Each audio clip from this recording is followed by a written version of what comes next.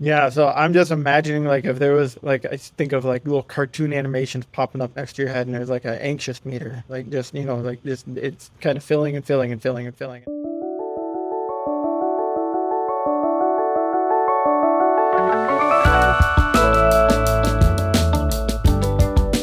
On the Listen First podcast, you'll join us as we connect with an array of fascinating guests from varied backgrounds and perspectives to explore how we can build and become leaders that transform their families, workplaces, and communities.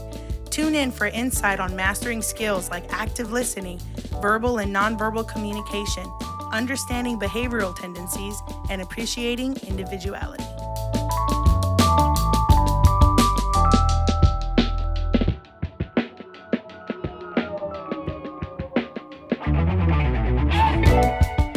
Hello and welcome to the Listen First podcast. I'm your host, Adam Salgett. Can you actually enhance your relationships by utilizing the F.B.I? Stay tuned to find out.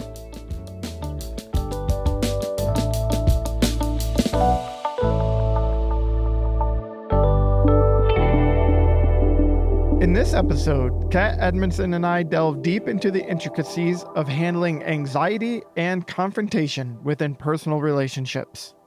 Through this insightful discussion, we stress the significance of handling these challenges constructively to foster healthier and more fulfilling connections.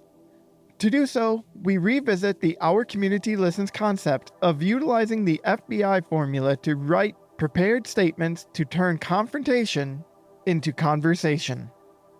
This innovative approach centered around crafting initial messages that clearly express our feelings, pinpoint specific behaviors, and resonate with the psychological needs of those receiving the messages can foster deeper connections in your life. We explore all of the details of effectively delivering the F.B.I message, including considerations like body language and timing.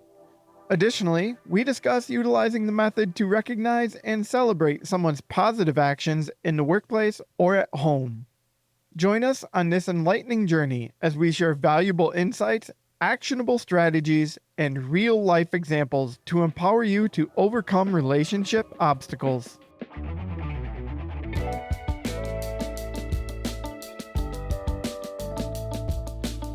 I'd like to welcome in Kat Edmondson back to the podcast, CFCC's Director of Content and Systems and the seasoned facilitator. Kat, thank you so much for being part of the podcast again. Hi, thanks, Adam. Thanks for inviting me back after the last one. Seems like things are going all right for me to come back for another. Yeah, we got some good listens on that, and I know someone actually who listened, and they contacted you about the story we were telling there, and they were kind of looking for a conclusion. Is that right? Yes, yep. I got a text a couple of days ago from someone I know who listens to the podcast asking, Kat, I'm dying to know, like, what happened next? Yeah. Well, let's pick up from that podcast. So what we're referencing is podcast 101, All Aboard, Know Your 3 Stops on Bothered Boulevard. Kat, let's recap, first of all, just in general, the story that we were using as our thread to move through the 3 moves when we're bothered. Yes. So Adam so eloquently stated that I was on Bothered Boulevard. This was about a couple months ago now at this point, but heading to a weekend in New York with some friends, and I was traveling with two friends.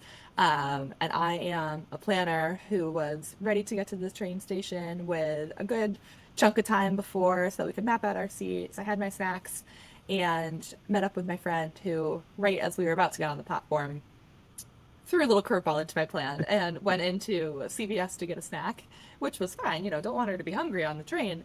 But then my internal timer started going, and I was starting to get fairly anxious about missing the train. And, every second that passed while she was in the store and I was waiting kind of made me a little bit more anxious as we continued on. So that's kind of the background of what got us to this point where I was feeling some type of way going into that weekend. Yeah, so I'm just imagining like if there was like I think of like little cartoon animations popping up next to your head and there's like an anxious meter, like just like just it's kind of filling and filling and filling and filling, and eventually she came out, and I'm sure that anxiousness came down once you got on the train. But as we talk about, there's always the chance that some of that lingers. right? So Mhm.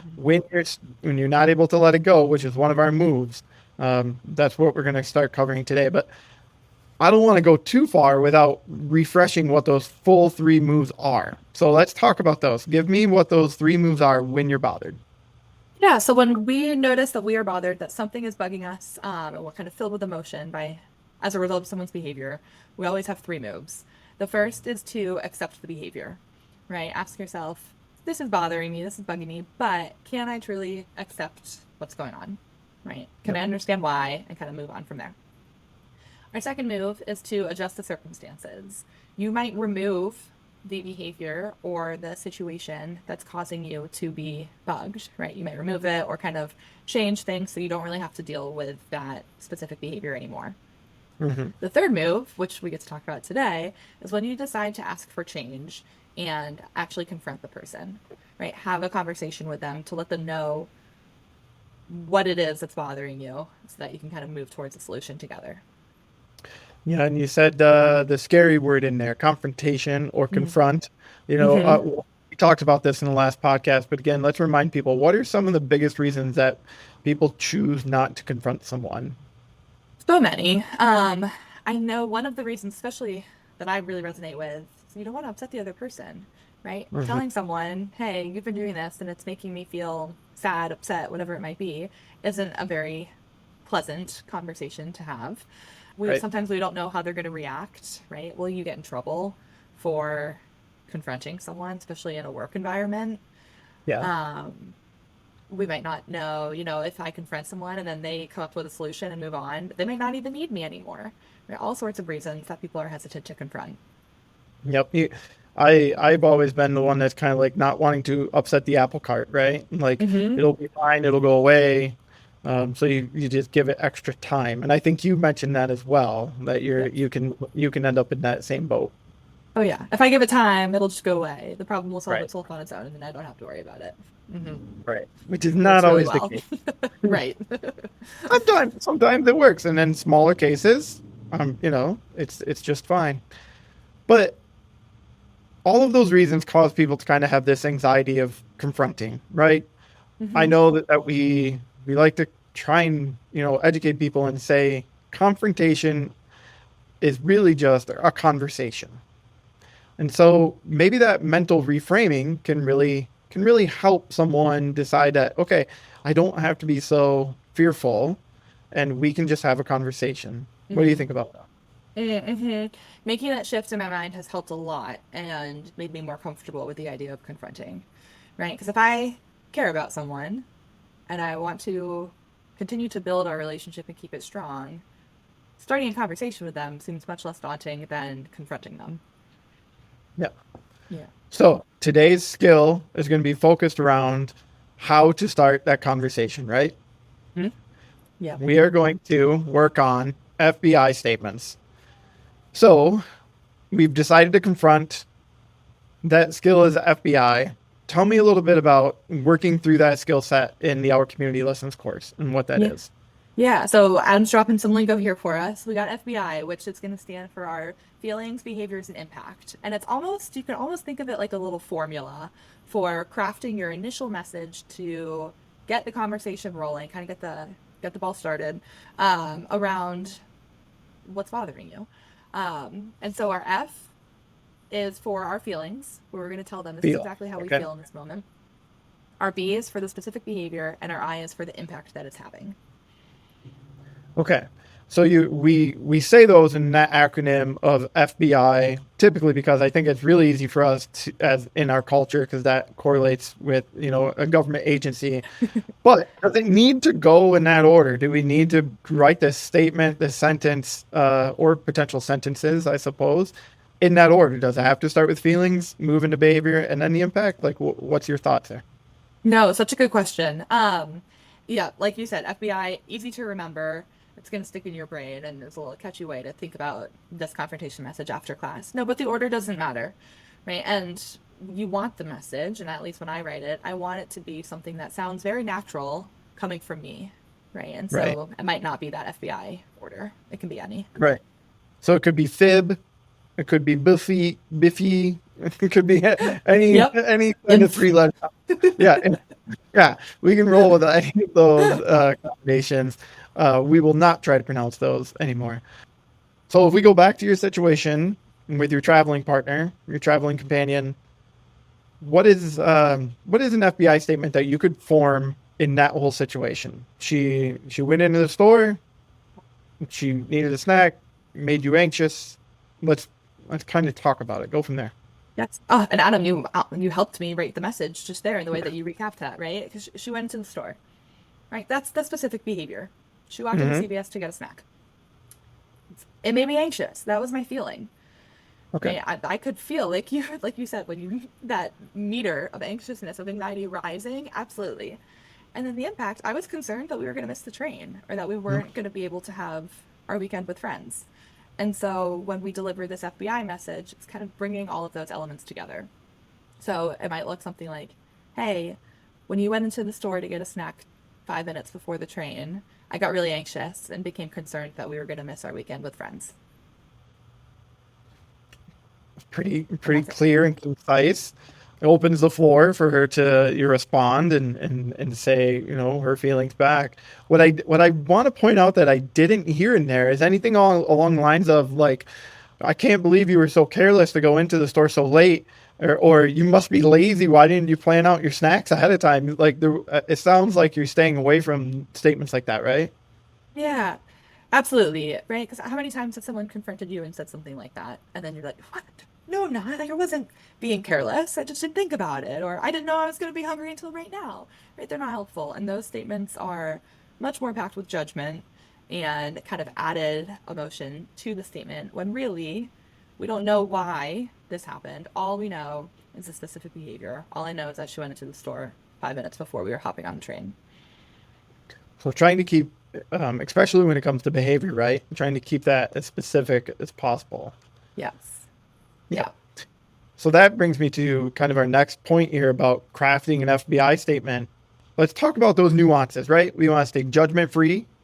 We want Yep. to identify genuine feelings. And for the impact explanation, and, with a friend situation, it might not be quite as, a person pretty well. But when you're thinking about that impact explanation, especially thinking about it in a work setting, sometimes I think, what does this person really connect with? Are they a little Mm-hmm. bit more of a bottom line kind of connect where like might be dollars and cents, or are they a people person where that impact? So let's talk about the nuances of all of those. Let's start with, we already touched on it a bit, but staying judgment free and looking at behavior. Can you touch on that a little more? Absolutely. Yes. So, just like you said, when we're crafting that FBI message and we're talking about the behavior of the other person, we really want to make sure that we're talking to the specific behavior and not the sticky judgment. You can know that you're in that kind of sticky judgment place if you're saying something that the other person can argue with. Right? I always kind of keep that in the back of my mind. If I say, "Oh, you were being lazy," right? If you Right. can come back at me and say, "No, I wasn't," then I'm Mhm. probably stepping into the space of judgment. Right? And what Yeah. judgment does, it really is a barrier to the conversation. It makes it much less likely for the other person to truly hear what you're saying because you can get really caught up in that feeling of being judged by someone else. Yeah, I would say so. And I am, when it comes to working with my children, for example, I'll try and be careful in that space because I know if I call my 8-year-old who I've asked to do something a few times, if I call her lazy, she's going to shut down even like immediately, right? Mm. So, but if I talk to her about, I asked you to do this, but you did not move, Mhm. she can't really say much to that because it's fact. She did not move to take Yeah. care of whatever it is I wanted to be taken care Right. of. And if she does have something to say to that, right, it might give you more reason as to why she didn't do those things, which is going to help you get deeper into the root of the problem. That's a good point. Yeah, it could come down to the fact that she might have injured something. Like if I just got home from work and she's sitting in, those kinds of things. I don't know. She might have twisted her ankle at school or anything along those lines. Hmm. Yeah. So let's talk about identifying genuine feelings, or how we can best get to the root of what we're feeling in situations. And this is probably the hardest thing for me out of many of the skills that we talk about in our community Yeah. lessons, identifying the actual feeling that I'm having is so Mhm. difficult. One of the tools that we've started to use is the feelings list because it's really easy Yeah. to live in the space of secondary feelings, right? Like I am angry or I'm sad about this. Yep. But to take it deeper and to really make sure that you're tapping into what is the feeling, right? What need do I have that's drawing out this very specific feeling? Allows you to send a really clear message to the person you're communicating with, so that you can know kind of what do I need from this? What is this primary feeling that I have? That's hard to identify a lot of the time. I loved you mentioning in there, like, what is this need that I have? And getting back, getting into the idea of, needs and values, right? Like, so those start to come into play in certain situations, right? Oh, absolutely. And if I think about this train example, I was feeling anxious. Why? Right? What need do I have? Preparation, like the need to be prepared and have Right. time and kind of ease around travel, all Yep. was kind of at jeopardy and made me anxious. Yep. I completely understand that. And in a sense of travel or doing things around in public, like personally, uh, the ability for me to know that I'm going to have enough time because I move physically slower than some others Yeah. matters to me. So Yeah. it matters to me to know that I'm going to have enough time. So that would be a big need of mine if I felt like someone was eating up time that I did not have. So I think that's why I appreciate this train story so much because I identify with your preparation of it, but that's maybe a little separate. Okay, so let's move back into discussing the impact part of an FBI statement. And I made reference to this a little bit of thinking about disc profiles. Can you talk about how we can use our disc profiles to potentially help us create the impact part of this statement? Yeah, absolutely. We talk about, again, in our community lessons, the disc tendencies. And I think when you're crafting your FBI message, considering the tendency of the person that you're crafting it for can be a really helpful way to make sure Yeah. that that impact really lands with them, right? And so when we consider impact, we might think about time, we might think about money that was impacted by this, kind of those more task focused pieces of impact. Okay. And so when we think about disc, right, we know that the C tendency and the D tendency are very driven by task. They're generally going to be more task first. And so if we can align the impact that we're talking to with those psychological needs and kind of where those tendencies go first, we have a better chance of having it land for that person. Kind of Okay. on the Cool. opposite then, right? Our I and our S tendencies are those people first Mhm. tendencies. And so if we deliver an impact message around fulfillment or relationship or energy with another person, again, we might be able to have it land a little bit more easily for that person and then lead into some good conversation. I think about those types of impact statements and how they identify or could identify with different people a lot when I think about work situations and how you might ask someone to get something done by a certain deadline. And if you say to them, because it's going to save the organization, a certain amount of money, or it's Mm-hmm. going to save, or you could state it as it's going to save the organization and the people a whole lot of time. Now, when you start bringing in the people, not surprising, I start identifying with that a little bit more. So it is interesting how the way we phrase things can really have an impact on the way it connects with someone. Absolutely. And if you don't know the disc tendency of the other person, you can. We try to keep our FBI message pretty simple, but there's sometimes cause to have two different impacts in your FBI message. One more task, one more people oriented. Gotcha. Yeah, that Yeah. makes sense. Yeah. So we have talked about some of those nuances when it comes to actually crafting the FBI statement. Let's say we've sat down, we've put all of our thought into it, we've worked through a lot of those little pieces, made sure we stayed out of judgment, we identified our true feelings and figured out what our need was. We tried to potentially, cater the impact statement to someone, the person we're going to deliver this to. We have it written and we're ready to go. What are some other things to keep in mind before we actually deliver it?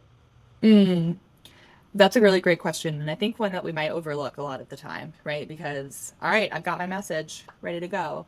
Yeah. But we have to consider kind of the other person too, because this is not just a one-way conversation that we're about to have. There's going to be two people involved. And do we know what else is happening in their day, right? Are we setting ourselves up to have a conversation with them at a time when they're ready to receive this message and be able to engage with us, right? If I'm trying to confront you, Adam, let's say, right before you go into a very stressful meeting, that might not be the best time to deliver a confrontation message to you. And so considering the kind of the time and place is going to be really helpful. I do think of this, and I want to give one quick example. I know at the end of the night, my wife is taxed from the day. I know, and it might be the very first time that we've had an opportunity to be solo and actually talk about things. And that might be 9:30 in the evening. But she's been awake since 6. She had a long school day. We've had kids and activities and dinners and who knows. I know oftentimes, even though there might be something I want to bring up, that is not the time, whether it's an FBI statement of confrontation or if it's just, hey, what are we planning for tomorrow? I know that's not necessarily the time. I might want to wait until the morning because she's going to have capacity to hear what I'm saying. Absolutely. So we take those things into consideration. We maybe give them a small warning. We know that they know that we want to bring something up, or we just know that this is a better time of day to approach them about something, so we're going to do it then. What about tone and body language? Because even though we have a great FBI statement, if we're not aligned, right, it might be an issue. Yep. I'm so glad you brought that up because we can think about kind of the other person, right, in the setting that they're in, but we also kind of have to do an internal check on ourselves before we deliver this message. And it's very easy to be angry in a moment and deliver a message when we're full of emotion. But it's so helpful to be able to take that pause and make sure that we are in a space where we're maybe calm, where our body language shows that we are having this conversation to drive connection with someone and not to kind of power up and be combative.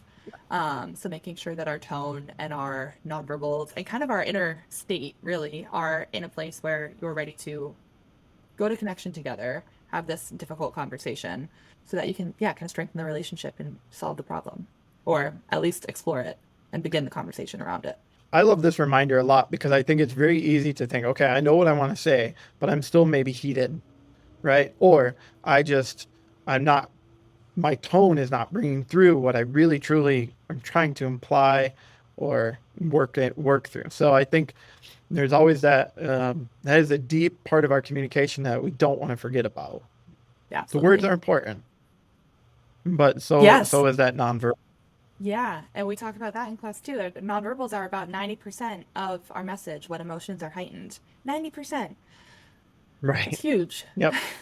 It is huge. Absolutely. So, okay, we sit down. We're in full alignment. We've got our FBI statement, our tone, our nonverbals are ready to go. We deliver our statement. Now what? We put on the proverbial boxing gloves and get ready for rebuttals? Like, what are we thinking here? Like, what happens after we deliver that FBI? It's going to be the opposite of putting on those boxing gloves. It is. And it's such a shift. But we deliver our message, the person hears it, and then we switch back into reflectively listening. Okay. Whatever they say, right? We have potentially just shown them or told them something that they had no idea about. And it's potentially kind of personal, right? The message that we're delivering to them. Super common for the person that we've confronted to have a lot of emotion as a result of our statement, or to have a lot of questions, or just kind of need to process. And so our job as the confronter is to then go back into reflective listening and, giving them those reflective responses, sending empathy their way. Yeah. Yeah. Which is like when you think about the idea of like, I'm bringing forward something that has bothered me, but now I need to be able to turn around and understand that you might have a problem with that. You might have a problem with my problem. You probably do. It's very likely that you do have a problem with my problem. Yeah. Right. Yeah. So let's jump back. We've stepped through this. You did some of this, I'm sure, when you were thinking about whether or not you were going to confront your friend in your travel situation. Let's talk about give me that example of what goes on when that happens for you and you choose to confront with your statement. Yeah. Yep. So in this example, I'm with my friend probably a little bit later because I'm filled with emotion in the moment and I'm not ready to confront her right then and there. But maybe a Right. couple hours later into the train ride, it's just the two of us. We never want to confront really with other people around because it's a very personal thing. So just the two of us talking. And I might say, hey, I was pretty anxious when you went into the store 10 minutes before our train, and it made me concerned that we were going to miss the weekend with our friends. Right? In that moment, I deliver the message, totally tuned in, right? My nonverbals are aligned. I'm listening to what she has to say. And knowing my friend, she would take that very personally Mm. and might not even have a lot to say in the moment because she's a processor and thinks Yeah. through it. And my job after delivering that message is to listen, to support whatever questions she has, let her know I'm telling you this because I care about our relationship, right? And I want to make sure that we're strong here. But really shifting back into that listening with empathy space. Gotcha. Any tips on how to wrap up a conversation, potentially, especially in work situations, when maybe that conversation does not go well? Mm-hmm. And I have a couple different, when you say doesn't go well, a couple things come to mind. Sure. Maybe the person is filled with emotion and kind of Yeah. comes back at me with things, and that might raise me, right? That might make me emotional and want to raise up. Even if I'm really intentional going into the conversation in balance and like ready to listen, I might be filled with emotion too. And when this happens, I can tell them, hey, I can tell that we're both really emotional about this right now. Let's come back to it when we've Yeah. had time to think, right? When we've had time to kind of think through, process, and have a more collaborative conversation. So you can always circle back, and often these are not one-time conversations. Right. The other thing that happens sometimes that might make it a little bit difficult is if the person that you've confronted just completely shuts down and doesn't give you anything. I don't know if you've had that happen before, but I've confronted, and in this situation, like my friend doesn't have a lot to say, just says, Yeah. "Oh, okay," and then that's Right. it. Right. So the opportunity that we've talked about where it's a conversation starter, a conversation doesn't really happen.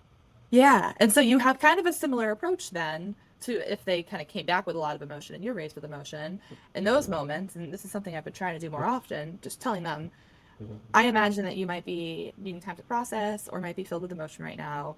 I'm going to circle back to this with you later today or tomorrow, just to check back in and see if you have any other questions or if any other thoughts have come to mind. Gotcha. So yes, in certain situations, you're going to have someone who doesn't necessarily say much in the moment. You might have to come back, and hopefully that conversation does come around.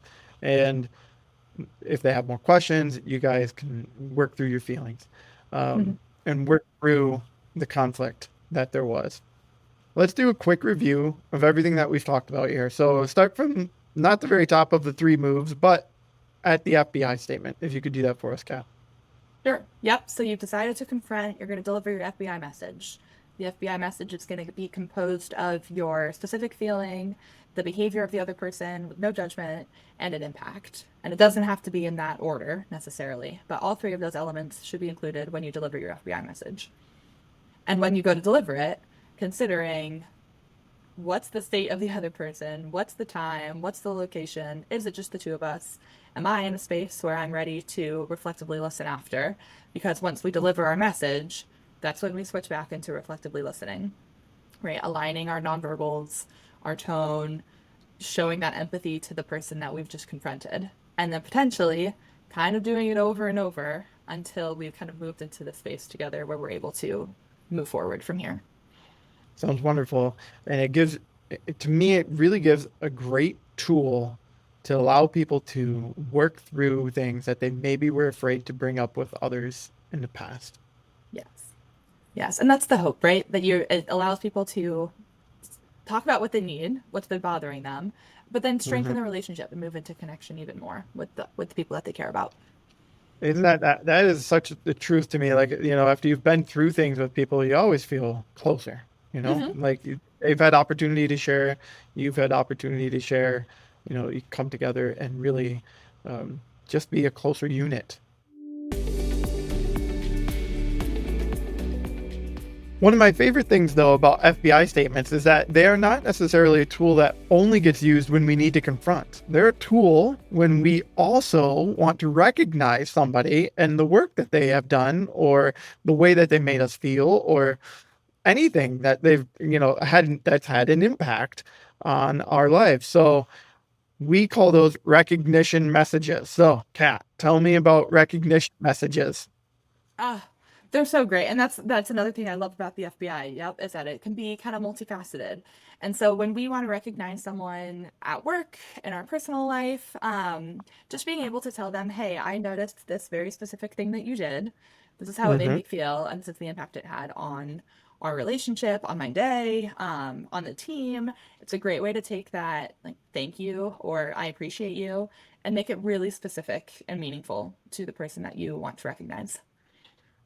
I think that's such a good reminder because, man, it's great to get that message that says you're awesome, or you're a rock star, or such you did such a great job. But taking the extra, I don't know, it could be an extra minute, might take you 5.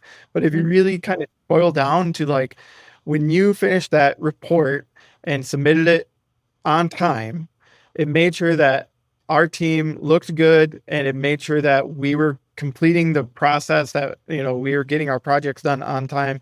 And that just made me so happy and thankful that you're part of our team.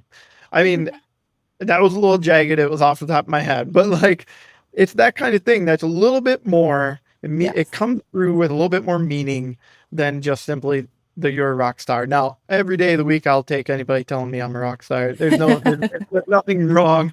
I want to say, from my perspective, there's nothing wrong with those statements. Um, and I think the more we do those kinds of things, it's it's better in the world, right? I've always kind of had this mindset that we can easily tell people sometimes when we're being bothered, but we may not do it in the right way. Or we may tell someone, that what we don't like about something, but how often do we tell people what we do like? And so I love the opportunity for people to do that more. This is a structure to do that. And Yes. I remember in serves, when I took our community serves, there was something in there that really hit home a bit about praising my kids. Can you tell me about the what we talk about in our community serves when it comes to praise? Mm. Well, I love what you were saying, Adam, about how it just feels good, right? It feels good to be able to give someone a FBI recognition message or to receive it. So we know, like, there's value in it just from the feeling that we have. But there's also, like, research done that shows for every one kind of feedback message or confrontation message, anywhere from 5 to 7 recognition type messages are going to kind of balance that or offset that. And so, in order to really deepen that relationship, to build that trust, and to make those confrontation messages received a little bit more easily, we really need to lean into those recognition messages. Yep, and that's exactly what I was getting to about talking about being a parent. Is I think Yeah. it's very easy to sit in that parent spot of, like, you tell them what they should be doing because you're the one who's supposed to teach them. Teaching Hmm. them does not always need to be telling them what they're doing wrong. So Hmm. I need to make sure that I take time to praise the things that they are clearly doing right as well. Yeah. Yeah, well, and recognizing them by thanking them for when they did their chores on time Mhm. is in a way teaching them, right? Because it's reinforcing those things that That's a they good point. did that you wanted to see. It's that celebrate what you want to see more of idea. Yep. Yeah, I love that. Absolutely. Yeah. Well, Kat, as we wrap up today's podcast, what is your key takeaway for our listeners today? Oh, confrontation's not scary, or it doesn't have to be, right? And it can be that FBI message can allow us to start that conversation, get your own needs at least heard or your feelings heard. And then hopefully, after maybe multiple conversations and attempts at coming back to it, it allows you to kind of move into that place with the other person where you have been able to come to a solution, and kind of deepen that relationship. Awesome. Thank you so much. Is there anything you would like to add about your train trip and your trip to New York, so we're not leaving people wondering exactly how it went? You don't want to leave with another cliffhanger and I get another follow-up text about how it went. It was great. We had a great time. We were able to meet up with some other friends there. The friend and I are totally good. I'm not worried about the next time I travel with her. The whole thing wrapped up really well, and we had a really great weekend. Awesome. That's good to hear. I'm glad. And I know our listeners will be happy to hear that you had a great time too. So I look forward to the next time we get to have you on the podcast, Kat. Thank you so much for leading us through F.B.I. statements. Yes, thank you for having me. It was great to be here.